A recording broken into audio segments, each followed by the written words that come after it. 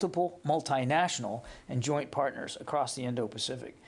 During this period of time, Army Pacific will execute Operation Pathways across the Indo-Pacific and Asia, deploying thousands of troops and equipment sets to execute tactical actions that solve operational and strategic problems. The first of these events is an exercise that's called Marara. Did I say that right, Mike? Marara? Which began Saturday in French Polynesia. From now until the 21st, this 13-nation exercise held in the South Pacific, and there it goes. It died on me right in mid-sentence. Luckily, I've got it back up here.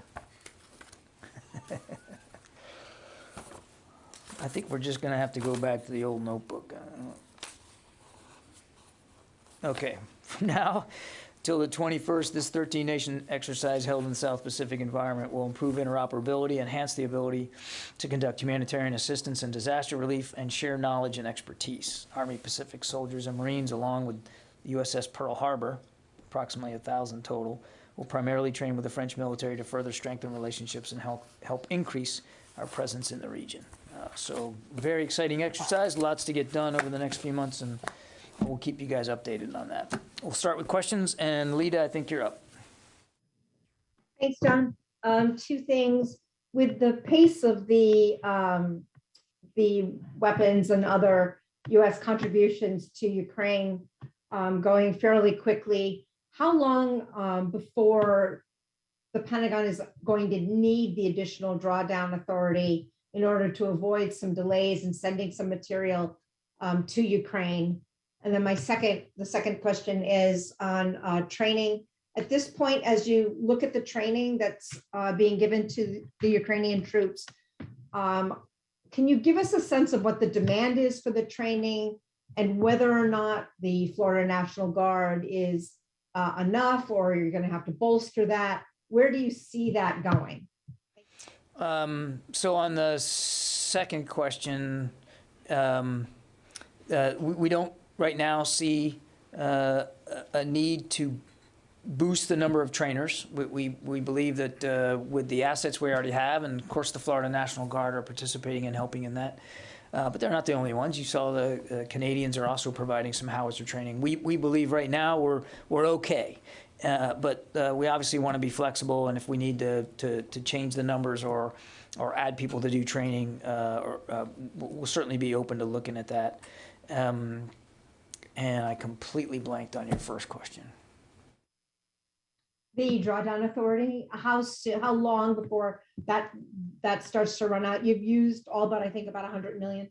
$100 million left in the current authorities. And we believe that between what the president just announced Friday and the 100 million that we still have left, and we're going to be working that in real time with the Ukrainians, that will get us to about the third week of this month is what we're pretty much anticipating, which is why we continue to urge Congress to pass the president's supplemental request as soon as possible so that we can continue to provide aid to Ukraine uninterrupted. So we think with what we got left, that'll get us through most of this month in terms of future packages and future material. But that's why we're urging Congress to act quickly. Idris. Over the weekend, some U.S. diplomats went back to the embassy in Kyiv. Are there any Marines yet at the embassy? And if not, have any of them gone to do sort of assessments in the case that there is a need for them there? There was no Marine security attached to the diplomats. Everything was done through diplomatic security personnel. There was no need to have the Marines there. Remember, the mission of the Marine Security Detachment is to protect what is considered U.S. soil. That's why they're there. And right now, the embassy is not fully occupied, and so it's not considered. It's obviously still our embassy, but there's no need to have a permanent Marine Corps security detachment there. So we're in constant discussions with the State Department here, and we'll certainly follow their lead as they determine what sort of embassy presence they want and on what timeline. But there were no Marines, no U.S. military involved in this visit to Kyiv and to the embassy. And second question, the reports from Ukraine and the Russians sort of suggest the territorial gains in the east are very limited on both sides. Is it too early to say we're at a stalemate now in the Donbas as far as the ground offensive is concerned? Yeah, I mean, look, when you say the word stalemate, I mean, too many people look at that and they think, well, that means nobody's moving, right? That everything is kind of stuck. You think of World War I and trench warfare, and everybody's kind of, and it's very dynamic, Idris. I would not call it a stalemate. There are literally towns and villages that are changing hands, sometimes in the course of a day or so. And we assess that the Russians continue to make incremental progress, moving down from the north, pushing down into the Donbas area from the north of that area, particularly along a line of access coming out of a town called Izium. But it's incremental. And it's still plodding, as I've said it. It's slow and it's uneven, and they continue to meet a very stiff Ukrainian resistance. So, no, we would not call it a stalemate in the classic sense that just everything is frozen. It's not frozen. There's a lot of artillery going back and forth. There's a lot of movement back and forth. It's just that when you take two steps back in the aggregate, you don't see the Russians really making a lot of progress over the course of time. We still believe that they are behind their own schedule, and that what progress they're making is very limited in terms of just geographic reach. Jen? John, I'd like to get your reaction to Putin's speech on Red Square today at Victory Day, and the fact that they didn't have any flyovers. They usually have flyovers. What did you notice about this, and what's your reaction to the words he chose and what he said? Look, I can't account for their parade planning and what assets they had or didn't have. I think Ministry of Defense Mr. Putin can speak to their parade. What I would tell you is that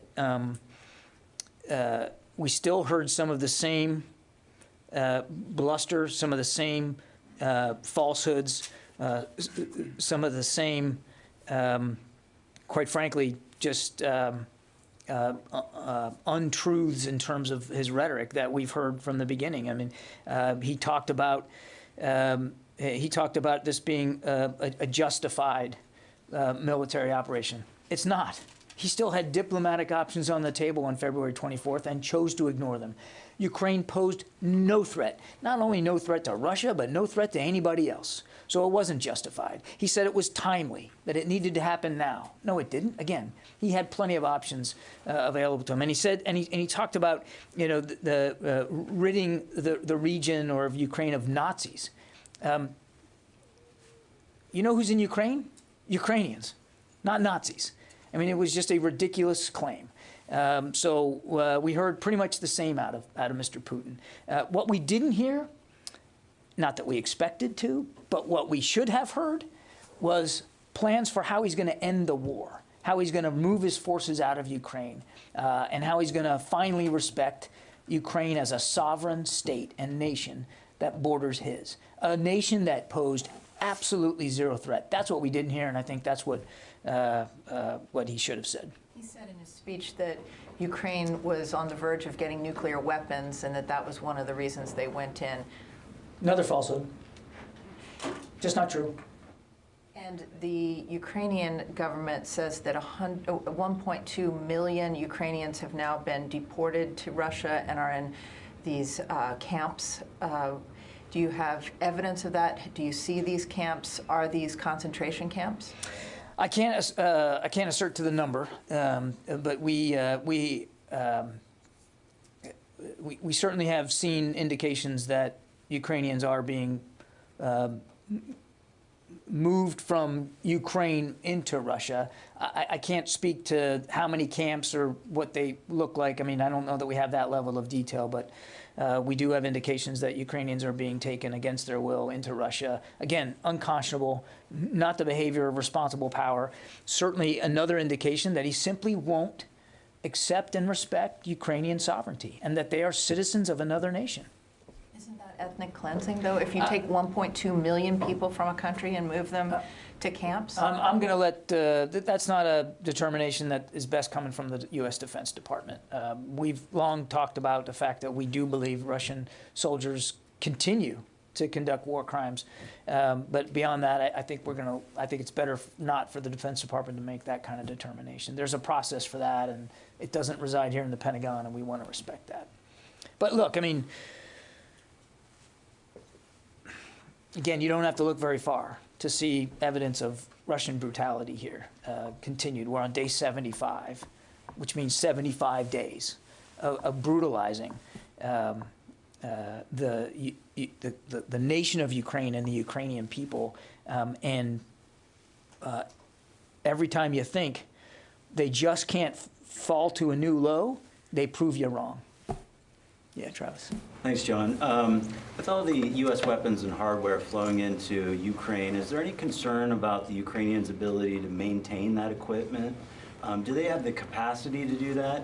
And has the department been having any discussions with the Ukrainians about potential solutions, like using private contractors to work on the equipment? Yeah, look, I mean, one of the reasons why, I mean, we've talked about the kinds of systems we're giving them is we really are trying to provide them the kinds of things they know how to already use, and that's why we've been working with so many other nations that who have inventories of old Soviet era weapons and systems, because that's what the Ukrainians are comfortable with. It's what they're trained on. It's what they're used to using.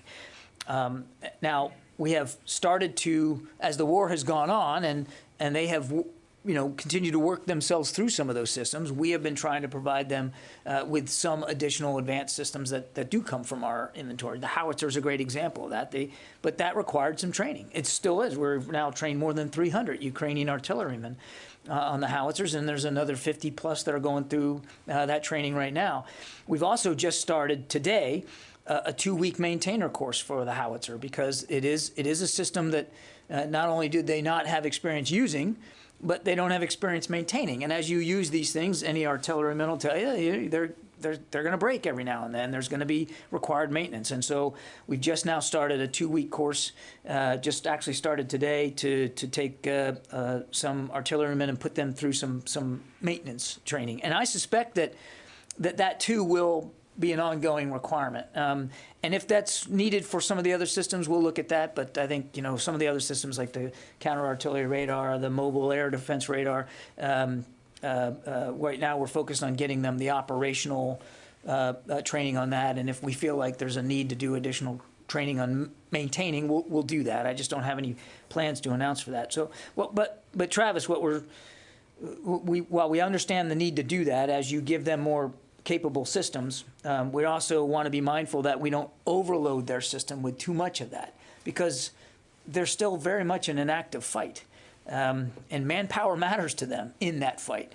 So it's a balance. You want to make sure that they can use the material, that they can keep it up and maintain it, but you don't want to put such an onerous requirement on them that it distracts them too much from the fight at hand. So again, this is another reason why, we're staying in touch with Minister Reznikov to have that kind of conversation, to make sure that we're striking the best balance in that regard. I think that's the concern. There's so much moving in that they might not have the capacity. So is the sense that this new training program that for maintainers that you're putting together will fill that need, or do you anticipate that there's going to be additional need that they're going to have to figure out some way?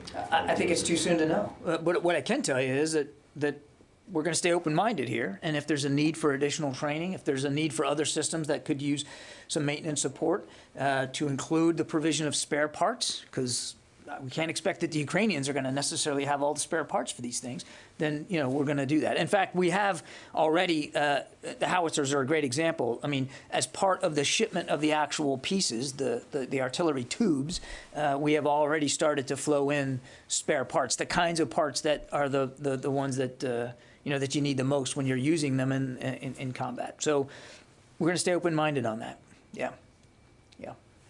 On $100 million left, is it just $100 million left out of the $3.8 billion of drawdown authorities, or can you just clarify what did you mean by $100 million left out of the authorities that we had been granted by Congress? We have about $100 million left. And then the rest of it have been used in procurement of arms and ammunition? Well, we're talking about drawdown authority only, and so that's why the president asked, as part of this $33 billion supplemental that's on the Hill right now, $5 billion of it is just for additional presidential drawdown authority. $6 billion is to be used in the Ukraine Security Assistance Initiative, so that's that's where that $6 billion would be where we would go out and buy the material specifically with the purpose specifically to send it into Ukraine. The Drawdown Authority allows us to go get it off our shelves. We already own it. It's already ours, and get it right to Ukraine. So we have about 100 million left in terms of what we haven't announced. We think, and again, this is an estimate, but third week of this month, by the third week of the month, we expect to utilize all of that. Which is why, again, we encourage Congress to act quickly on the supplemental that the president submitted, because that will be able to just keep the flow going uninterrupted. As you have seen, we have continued drawdown packages. It varies in frequency, but pretty frequently, sometimes more than one a week, depending on what we're giving to them. So obviously time is of the essence. We want to be able to, we'd like to be in a situation where there's no interruption to that ability to draw down out of our own stocks. And also on Donbas, of course, it has been weeks. Russians have been building up their forces in Donbas, and then you have been saying that they are just moving extremely slowly. Can you, to what extent does the building think that Russians are going to fail in Donbas as well? Like if you give a... We're not going to predict, the outcome here, Kasim. That's that I can't imagine in what world that would be a prudent thing for us to do. All we can do is tell you what we're seeing, and I've done that. And the other thing we can do is to continue to talk to Ukrainians, as we did today, about their needs in the Donbas specifically, and making sure that we're doing our best to meet that. That $150 million package that we announced Friday, that does that. It's very much in line. And the next 100 million, if in fact it's 100 million, I don't know what the amount's going to be for the next package, but let's assume that that's it. We'll do exactly the same, working with the Ukrainians about what they need. So we're I can't predict outcomes on the battlefield. We would never do that. What I can predict for you is that our commitment to helping Ukraine defend itself for the fight they're in, that will absolutely continue. Sylvie. Yes, thank you. You said that the fighting is very dynamic. Do you see the artillery that U.S. has provided to the Ukrainians making a difference on the ground? We know, again, our knowledge is limited. Once these things go into Ukraine, they belong to Ukraine, and how and when they use them is up to them. All I can do is tell you that that what we're hearing from the Ukrainians are two things. One, that they are being used. The howitzers specifically are being used in combat. Now, I don't know how many, and I don't know where, but they are being used, and that they are effective, and that there is, as we have long said there would be, there is a heavy reliance in this particular fight in the Donbas region specifically on artillery. Long-range fires is the way we talk about it here, but it's basically artillery fire. And both sides are firing artillery at the other's positions. So we know they're being useful, and we're hearing that directly from the Ukrainians. Or I'm just curious, as you near the third week of this month and near the end of the Drawdown Authority, does the pace of equipment going into Ukraine continue at its previous pace, or is that slowed as you near the last bit here? No, we're not slowing it down based on, I mean, we've gotten enough indications out of Congress, and there's bipartisan support for supporting Ukraine. Everything coming out of the Hill tells us that this supplemental will be acted on and approved. That doesn't mean we still don't want it to get acted on very, very quickly so that there is no interruption. But as for the pace, it's going to the same speed as it was before. I mean, there are still, multiple flights a day heading into the region, into transshipment sites outside of Ukraine, not just from the United States, but from other nations as well. And there's still a daily movement on the ground of that material inside Ukraine. Now, that's still happening at pace. Now, again, we're always adjusting. I can't say the same number of shipments get into Ukraine on any given day. You have to adjust it based on the security environment and the threat, and also the absorption rate of the Ukrainians and how much can they, how much they're in a fight. So you don't want to throw the kitchen sink at them every day when they haven't, figured out a place to put everything or where they're gonna move it to. So again, that's a constant balance that we're striking, and that's why we're in touch with the Ukrainians every day. But short answer to your question is, we're not allowing the fact that we're down to 100 million left, and we think that that'll get us through the third week of the month to slow down what we're already providing. And we want to have a little flexibility with what we've got left to make sure that it more discreetly, meets their needs. So we know there's not much left in this current set of authorities. So we want to use it smartly, and we want to make sure that as we work that next package, that it's, again, lockstep with what their requirements are. David? Do you have a plan for what you would do if the legislation isn't enacted by the third week? Well, we've got, we still have some, as you heard from Mr. LaPlante, we still have some money in terms of USAI, the Security Assistance Initiative, to go purchase things to provide them. But we're working closely with Congress on this. And again, we've seen no indication that this is going to be an issue. I mean, every indication we're hearing, including from Speaker Pelosi just yesterday, is that Congress will act on this. Does that Lend-Lease legislation make it possible to send stuff without any money from Congress? I think I'll let the president speak for this, and I think there'll be more. He'll have more to say on this later today. I don't want to get ahead of the president. I would just say that any support that we get from Congress, and Congress has been very supportive, but any additional support we get from Congress in terms of security assistance to Ukraine is welcome, and we'll work inside that. Gordon? Yeah, I just want to go back to this stalemate, not stalemate, a little bit. A few weeks ago, 3 or 4 weeks ago, there was a lot of energy behind the idea that those weeks that we're now in, after the Russians retrenched and focused on the east, was a do or die moment, and that it was critical to seeing how well they would do. There does not, despite the incrementalism and the dynamic battlefield, there does not seem to be those kinds of objectives overtaken.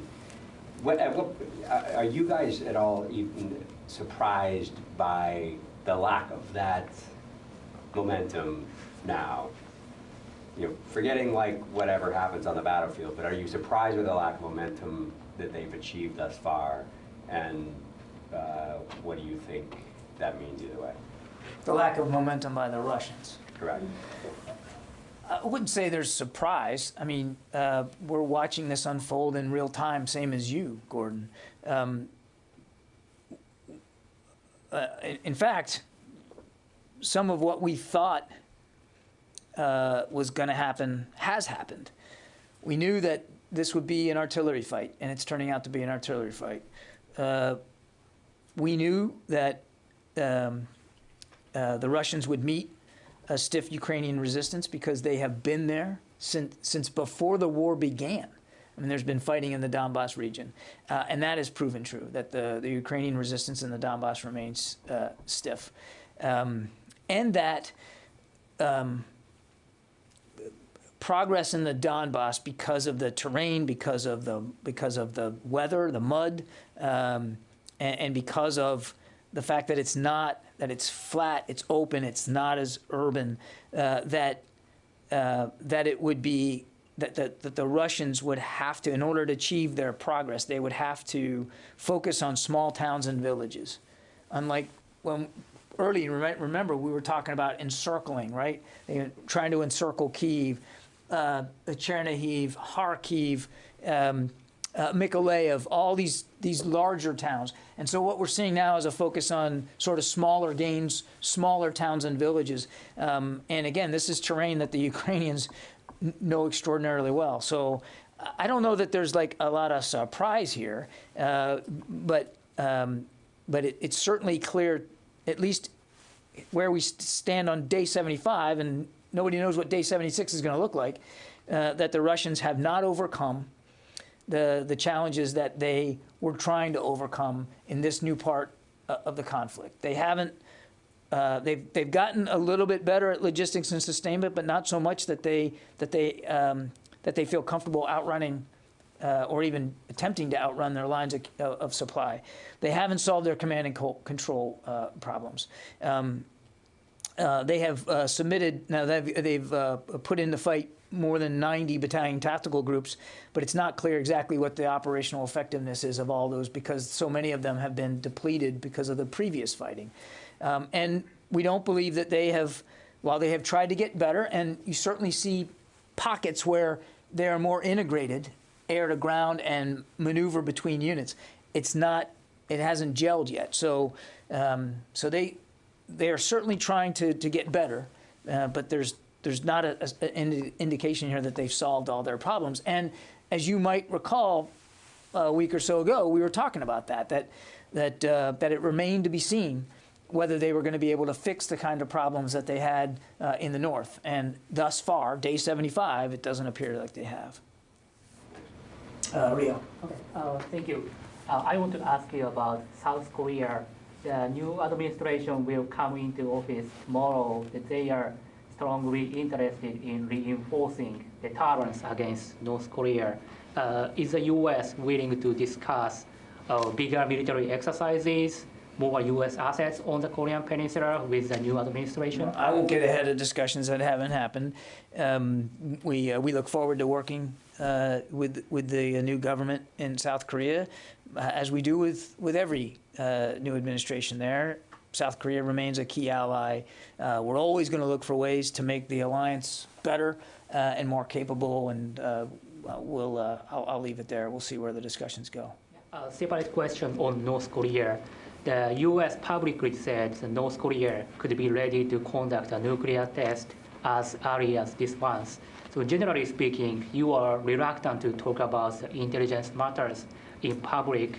So what effect do you expect by disclosing the intelligence on nuclear test? Do you expect it works as a deterrence against North Korea? We're doing that because we are a responsible nation that prioritizes the reduction of strategic risks. And we believe firmly that the international community must speak with a unified voice to oppose further development of such weapons by the North. So we're doing it because it's the responsible thing to do. Mike. John, speaking of artillery. Oh, man. Why don't you just come up and give this part of the briefing? Okay, I will. Go ahead. Ukraine has specifically asked for SP howitzers like the 109 because it'll provide them with more mobility on the battlefield and a level of ballistic protection that you won't get on an M777. France is sending over a dozen of their wheeled howitzers, the Caesar.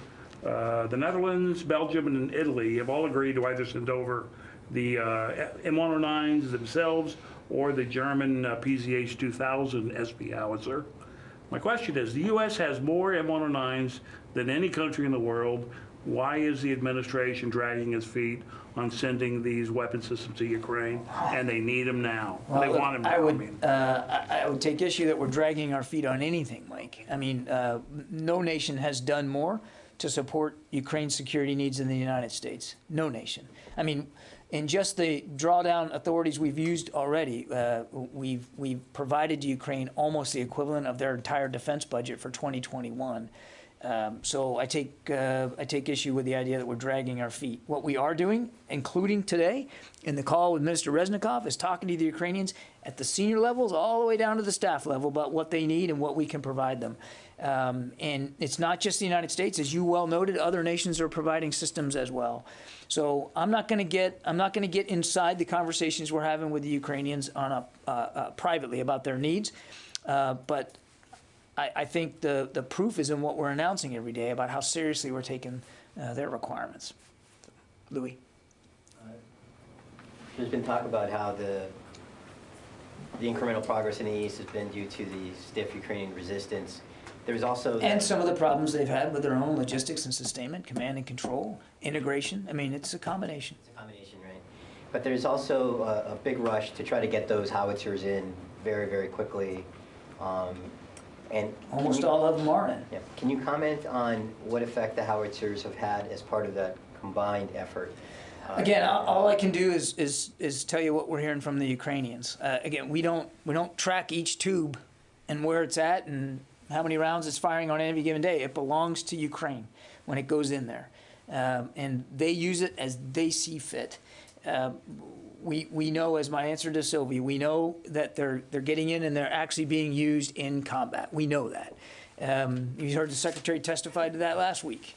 And what we're hearing from the Ukrainians are they're very useful and they're grateful for them, and that they are having an impact because they're additive to their own artillery pieces. I mean, all told, the 90 that we're providing us, provides them 5 to 7 battalions worth of howitzers. That's not insignificant. But I don't have, I couldn't give you a GPS coordinate for each one and exactly how many rounds it's firing and what it's hitting. But the indications we're getting from the Ukrainians are they're in combat and they're being effective. And more broadly, Louis, if you just take a step back and, back to Idris's question about stalemate and what's going on. I mean, if you just take a look at what's going on, the fighting over these small towns and villages, some of them trading hands over the course of just a couple of days, you can see. I mean, I've seen some of the overhead imagery. You can see how active an artillery fight this really is. I mean, it is, back to Gordon's question, I mean, it is exactly like we thought it was going to be, like the Ukrainians thought it was going to be, very dependent on long-range fires. And both sides are applying artillery in this fight. Do you think that this moment that Gordon described, the pivotal 2 weeks and the rush to get him in there in time, that it has borne fruition on I certainly wouldn't speak for the Ukrainians. I think it's better for them to speak to their assessment of how they're doing and how much, more specifically, how much the Western aid has helped. But again, our indications from talking to them is that it has been incredibly critical to their ability to continue to defend themselves in the Donbas, particularly the howitzers and the rounds that go with them, because it is so reliant on long-range fires. But it's not just that. I mean, the counter-artillery radars that they're going to be able to use will help them defend against Russian artillery. UASs will help give them eyes and longer-range strike capability. I mean, it's not just, we're talking a lot about howitzers today, which I never thought I'd be able to do with any semblance of knowledge. Thank you, Mike. But it's not just that. And again, what the feedback we're getting is that these things, all these things, but particularly the artillery support, is making a difference. Yeah, Christina. Given the deterioration that sort of, again, in Hong Kong, the democratic systems there that are just kind of slowly being taken away, do you see any sort of, or would you like to address some of the changes that might engender in the security situation in the region? Well, what I missed. Well, in Hong Kong, we've had a recent change in the way the governorship is going to be handled. I think that's a better question put to Ned Price over at the State Department. I think I'll refrain from that. Have you seen any change in the security situation, or do you anticipate that in the region? I am not aware of any security situation that's different. Joe Gould. Hey, John, thanks for taking my question. I want to ask you on the Phoenix Ghost, now that this cohort of Ukrainian troops has wrapped up training, can you tell us where that training took place? And now that we know Phoenix Ghost stemmed from an Air Force program, can you tell us if the trainers were with the U.S. Air Force? Yeah, The trainers were Air Force. I think I talked about that last week.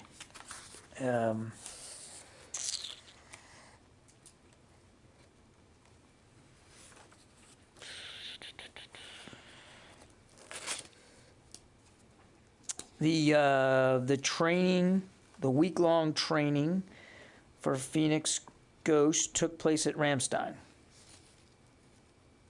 And it wrapped up, it just wrapped up, I think yesterday. Okay, I'm gonna have to call it there. Thanks very much. We'll talk to you guys tomorrow.